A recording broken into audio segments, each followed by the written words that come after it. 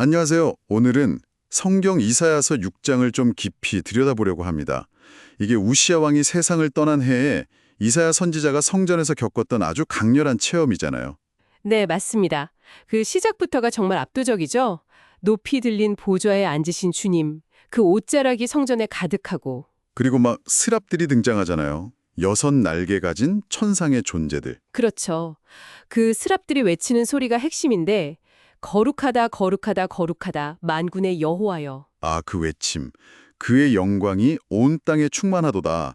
이 소리 때문에 문지방터가 흔들리고 성전에 연기가 가득 찼다고 하죠. 네, 이게 그냥 단순히 소리가 컸다는 걸 넘어서 하나님의 그 거룩하심과 영광이 얼마나 어마어마한지, 인간이 감당하기 어려운 수준인지를 보여주는 거예요. 시각적으로나 청각적으로나 아주 강렬하게 묘사된 거죠. 정말. 그 장엄함 앞서면 누구라도 압도될 것 같아요. 바로 그 지점입니다. 이사야의 반응을 보면 알 수 있죠. 네, 이사야가 이걸 딱 보고 나서 화로다 나여 망하게 되었도다 이렇게 외치잖아요. 나는 입술이 부정한 사람이요 부정한 백성 중에 거주하면서 만군의 여호와이신 왕을 배웠음이로다. 완전히 절망하는 거죠. 그렇죠. 그 절대적인 거룩함 앞에서 자신의 어떤 죄성, 부정함을 너무나 명확하게 깨달은 겁니다. 이건 뭐랄까 자연스러운 반응이요. 빛이 강하면 그림자가 더 짙어지는 것처럼요. 아, 그런 경험. 사실 우리도 살면서 비슷하게 느낄 때가 있지 않나요? 뭔가 압도적인 존재나 진실 앞에서 내 자신이 너무 초라하게 느껴지는. 물론이죠. 그런데 이야기가 여기서 끝나지 않죠. 바로 이어서 놀라운 장면이 펼쳐지는데요. 맞아요. 스랍 중 하나가 제단 숯불을 가져오잖아요. 핀숯. 네, 그 핀 수추로 이사야의 입술에 대면서 이야기하죠. 내 악이 제하여졌고 내 죄가 사하여졌느니라. 이게 바로 정결케 되는 은혜의 상징인 거군요. 핵심적인 부분입니다. 인간의 노력이나 자격이 아니라 하나님의 주도적인 행동, 그 은혜로 정결함을 받는다는 걸 보여줘요.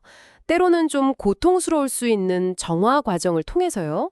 그렇게 죄 사함을 받고 정결하게 되자마자 하나님의 음성이 들리죠.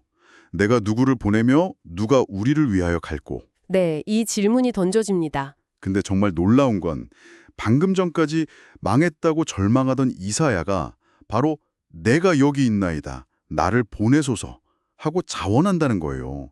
이 변화가 엄청나죠. 극적인 전환이죠. 자신의 그 부정함에 대한 절망에서 하나님의 부르심에 대한 즉각적인 순종으로 나아가는 모습.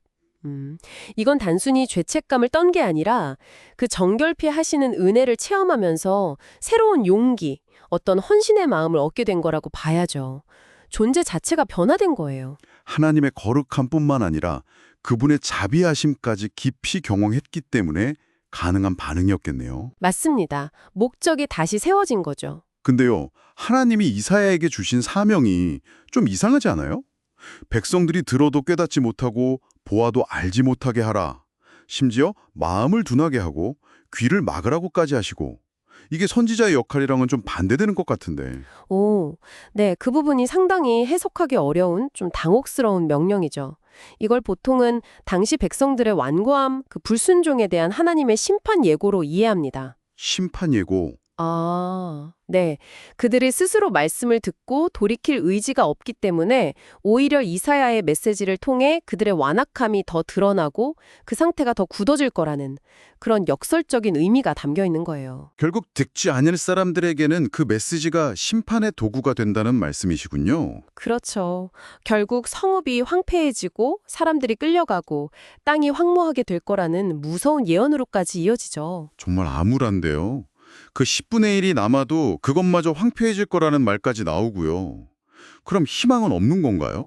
근데 여기서 끝나면 정말 절망적이겠죠. 다행히 마지막 13절이 아주 중요합니다. 아, 구루터기 이야기? 네, 밤나무나 상수리나무가 베어져도 그 밑동, 그루터기는 남아있잖아요. 그것처럼 모든 것이 황폐해진다 해도 그 안에 거룩한 씨가 남아서 이 땅의 구루터기가 될 거라는 약속이에요. 아, 완전히 사라지는 게 아니라 남은 자들을 통한 회복의 가능성을 남겨두신 거군요. 맞습니다. 이게 바로 완전한 절망 속에서도 하나님께서 예비하신 희망의 메시지죠. 심판이 끝이 아니라 정화를 통한 새로운 시작을 위한 과정이라는 걸 보여주는 겁니다. 파괴 속에서도 생명은 보존된다는. 와, 오늘 이사야 6장을 통해서 정말 많은 걸 생각해 보게 되네요. 하나님의 그 압도적인 거룩함과 영광, 그 앞에선 인간의 죄의 실존, 그리고 예상치 못한 은혜와 정결케 됨. 네, 그리고 또 그 은혜에 힘입어 나서는 순종. 비록 그 사명이 너무나 어렵고 당혹스러울지라도요. 마지막으로는 그 혹독한 심판의 예고 속에서도 결코 꺼지지 않는 희망, 그 그루터기의 약속까지 정말 숨가쁘게 따라왔습니다. 이 이야기가 우리 각자에게도 좀 질문을 던지는 것 같아요. 어쩌면 우리 삶에도 모든 것이 베어 넘어진 것 같은 순간들이 있잖아요. 그럴 때 내 안에 남아있는 구루터기, 그 거룩한 씨는 과연 무엇일까? 포기할 수 없는 희망의 근거가 무엇인지 한 번쯤 깊이 생각해 보는 건 어떨까요? 그게 또 다른 시작점이 될 수도 있을 테니까요.